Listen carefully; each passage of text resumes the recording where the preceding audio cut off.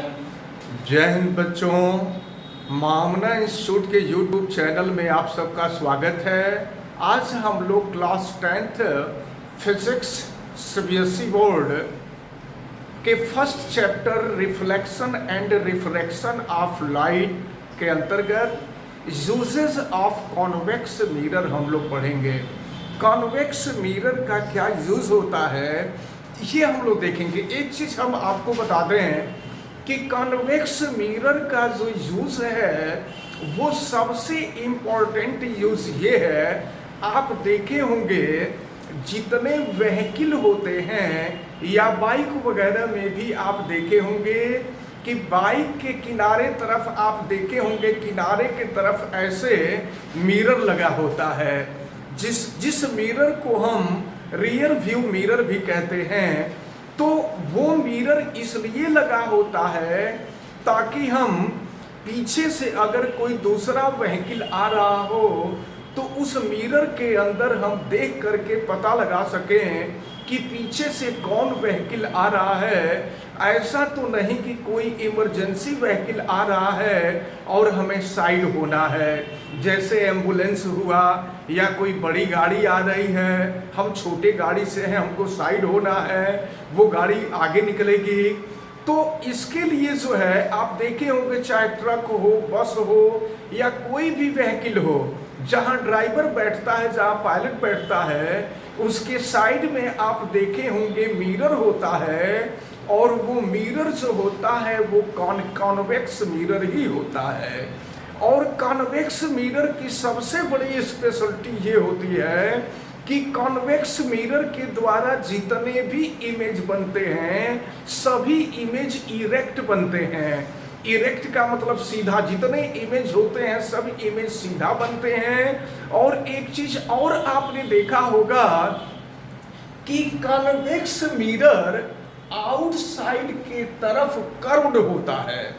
Outside के तरफ curved होने से होता यह है कि इसका रेंज बहुत ज्यादा हो जाता है, और रेंज बहुत ज्यादा होने से बेनिफिट ये होता है कि अगर किसी भी व्हीकल का ड्राइवर अपनी गाड़ी को चला रहा, अपने व्हीकल को चला रहा है, तो इसका जो आउटसाइड में जब कर्व्ड हो जाता है ये कॉन्वेक्स मिरर, तो इसका रेंज बहुत ज्यादा बढ़ जाता है। और रेंज बहुत ज्यादा बढ़ जाने से फायदा ये होता है कि अगर पीछे से कोई आ रहा व्हीकल अगर बहुत दूर है तो बहुत दूर होने के बाद भी वो उस मिरर के अंदर दिखाई देने लगता है, जिससे बाइक हो या अगर कोई भी व्हीकल हो, उसको जो ड्राइवर ड्राइव कर रहा होता है वो पीछे से साइड ले लेता है या देख लेता है कि पीछे से कौन सी बाइक आ रही है या कौन सा व्हीकल आ रहा है।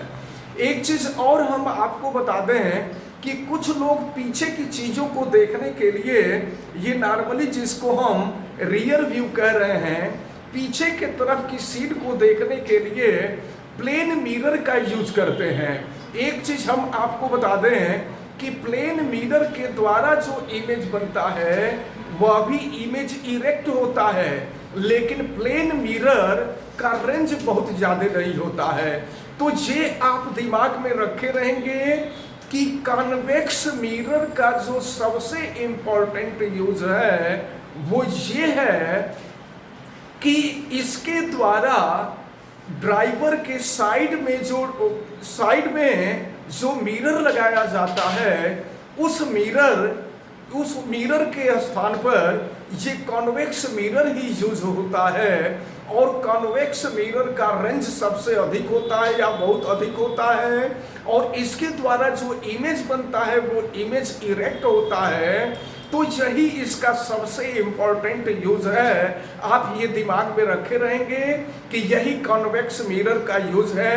अगर हम वहां पर प्लेन मिरर का यूज करें तो प्लेन मिरर का रेंज बहुत ज्यादा नहीं होता है।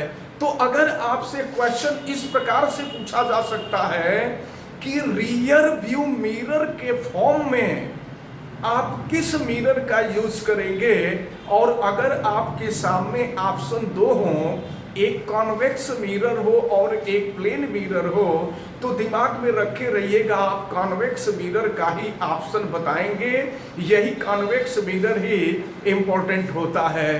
तो ये चीज आप सबको समझ में आ गया होगा, ये यूसेज ऑफ कॉन्वेक्स मिरर था, और हमें उम्मीद है कि ये सारी चीजें आपको बड़ी अच्छी तरह से समझ में आई होंगी।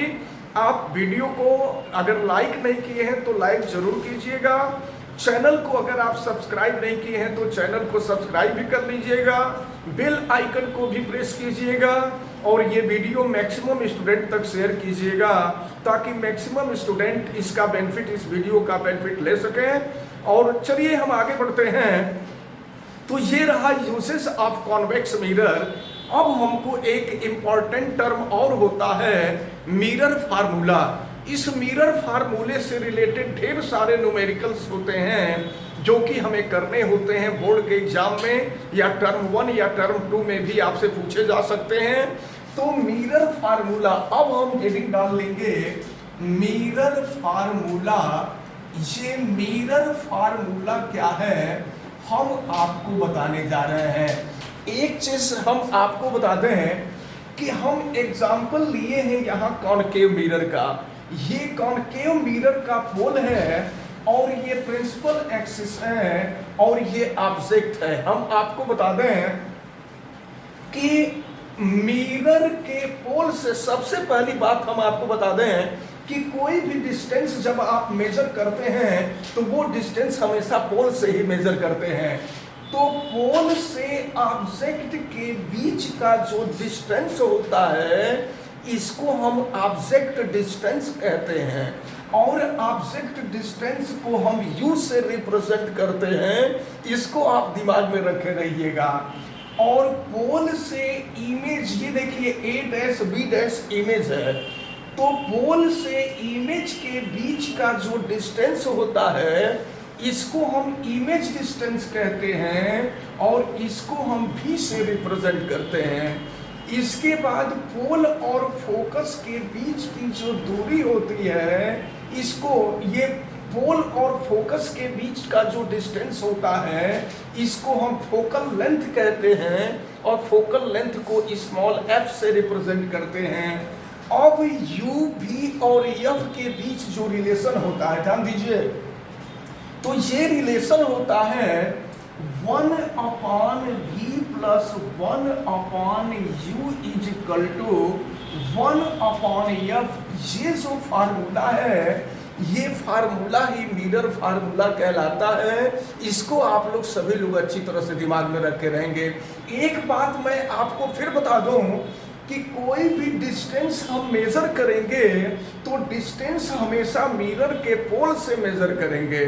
और अगर लाइट रे, अगर हम डायरेक्शन लाइट रे के डायरेक्शन में मेजर कर रहे हैं तो वह डायरेक्शन पॉजिटिव होता है, और अगर लाइट रे के चलने के अपोजिट डायरेक्शन में हम डिस्टेंस मेजर कर रहे हैं तो वह डिस्टेंस निगेटिव होता है।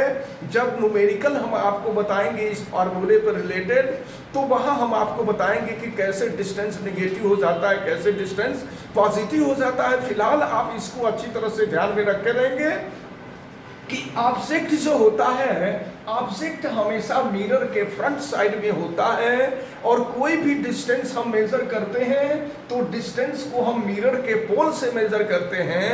अगर लाइट रे के चलने के डायरेक्शन में अगर हम कोई डिस्टेंस मेजर करते हैं तो वो डिस्टेंस पॉजिटिव होता है, और अगर अपोजिट डायरेक्शन में हम डिस्टेंस मेजर करते हैं तो वह डिस्टेंस नेगेटिव होता है।